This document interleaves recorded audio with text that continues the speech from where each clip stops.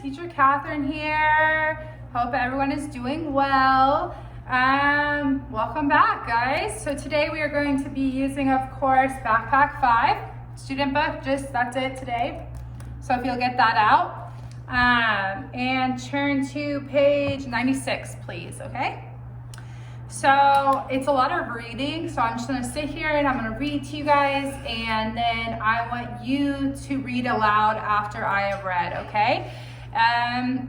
I will explain any words I see that you may be asking what they may be, definition-wise, and if there's anything that I didn't cover, of course, you can shoot, me or Sophie an email and we'll answer any questions, okay? So for page 96, appreciate other cultures, okay? So read and discuss. People around the world live in different ways and have different beliefs. It is important to respect those differences and understand that while cultures are different, people are also similar in many ways. You can learn a lot by getting to know people from other cultures. In the process, you learn more about yourself too. In today's complex world, it is important to be a world citizen. This means that you learn about and appreciate cultures different from your own. It also means that you learn to identify problems in your own country that are similar to problems in other parts of the world. Working with others, there are many things you can do to help the planet and its people. Okay, so read and discuss. So we're gonna go over those questions kind of at the bottom. So why is it important to appreciate other cultures? So if we look back, and it means, for me, like just opinion wise, like not taking this out and just discussing from me. So I think it's important to appreciate other cultures because it helps you grow as a person, okay? Obviously, I'm from the States, right? We always talk about how I'm from the United States. My husband is from Canada. So when I first moved to Canada, even though they're so close on the map, they do things differently. He's from what they call, the province is called Quebec. It's a French province. So their culture is very, very strong. They have, they speak French more than English. They just, they have very strong beliefs, like in their system and everything, and religion, whatever it may be. So it's important to appreciate that and grow, because the more you can appreciate other cultures, the more accepting you are. Us coming here to South Korea, you guys, have certain aspects of your culture that we have to learn and we have to respect. We always talk about how you greet somebody. You guys bow to, usually older people, or people that you respect. So just that's a culture difference. So once you're able to accept those, you can grow as a person as well. So it's just really, why is it important? It's to learn a lot. You can learn a lot, and you can learn more about yourself as well. So how can you learn more about other cultures? So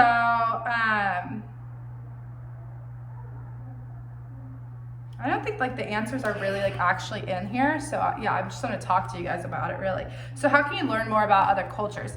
Well, I think traveling is a great way to learn about other cultures. I think just asking questions as well.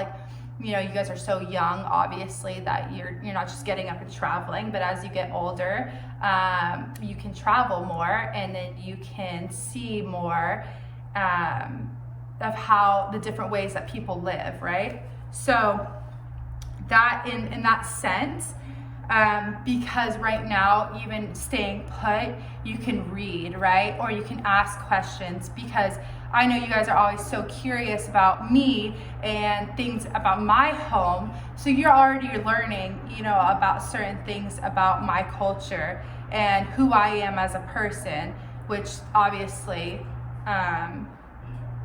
makes you learn about my culture. So, do you enjoy meeting people from different countries? Why or why not? Personally, I do. I love to meet people from different countries. Again, I think anytime you meet someone that's different from yourself, you can grow. You can become a better person. You can learn. And anytime you're learning, I mean, learning is great, right? You're becoming smarter. You're becoming just, you know more about the world, and then you become more accepting. And you can just see how people are different, but it's so great that people are different, because if we were all the same, how boring would that be, right? If Roy and Arthur and Eric and, you know, you boy, Phoenix, if you guys were all exactly the same, there's nothing fun about that, you know? And then all you girls, Kaylee, Eugene, there's too many of you guys all to name, Chloe, you know, like, if all of you guys are exactly the same, that's boring.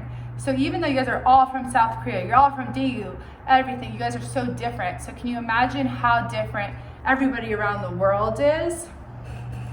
4, what are some things you can do to be a good world citizen? So it kind of says in the second paragraph, it says, in today's complex world, it is important to be a world citizen. This means that you learn about and appreciate cultures different from your own. It also means that you learn to identify problems in your own country that are similar to problems in other parts of the world. Working with others, there are many things you can do to help this planet and its people. So what is that saying? Like, it's saying that South Korea may have the same problem that another country has. And if you guys just work together to kind of solve those issues, you probably get somewhere a lot further than, you know, doing it independently, right? Whenever I have you guys do partner work, it's always, you know, you're going to come up with different ideas, you know, because there's 2 people working together versus just 1 person. You guys all have different strengths and weaknesses.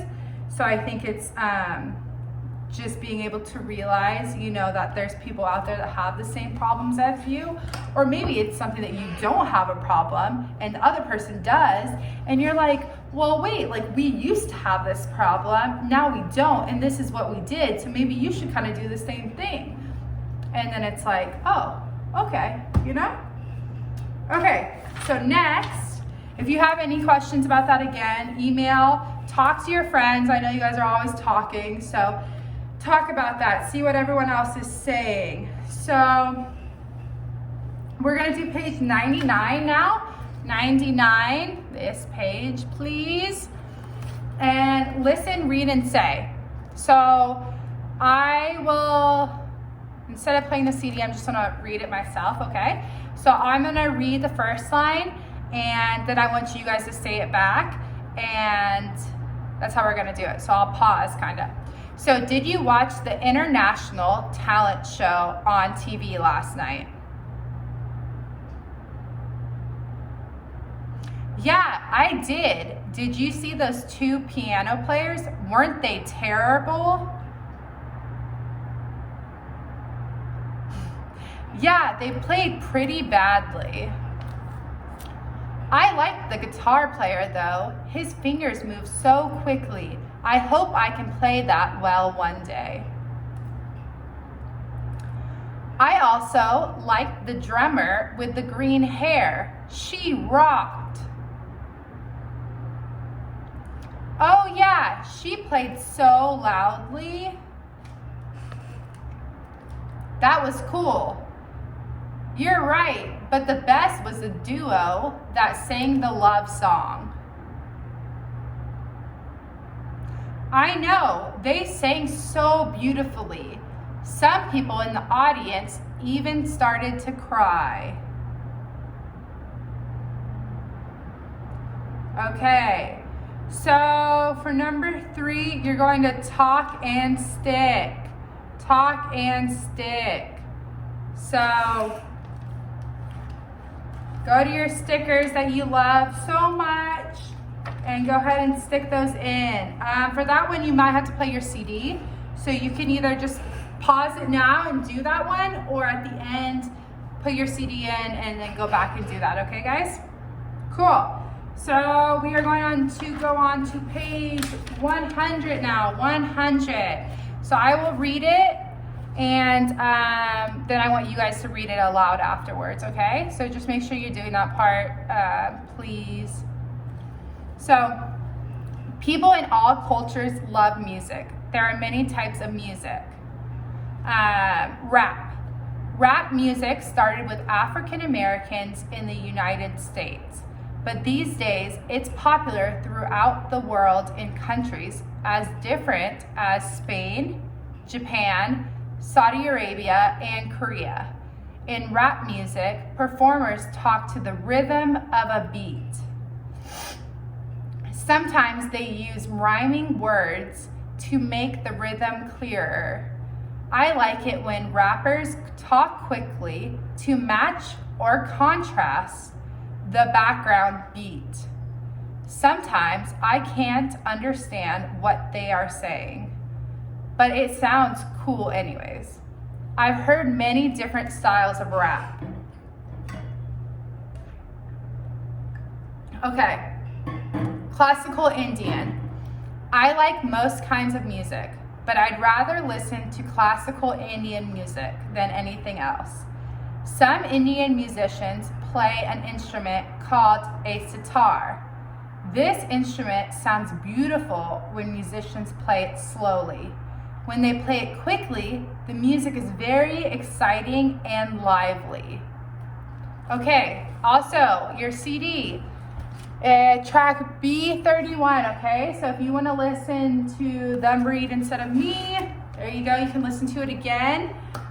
Please make sure you're reading aloud. Please, I know you guys love to read aloud in class, so hopefully you like to read aloud at home as well. So that is it for today, guys, and I will see you tomorrow. Bye.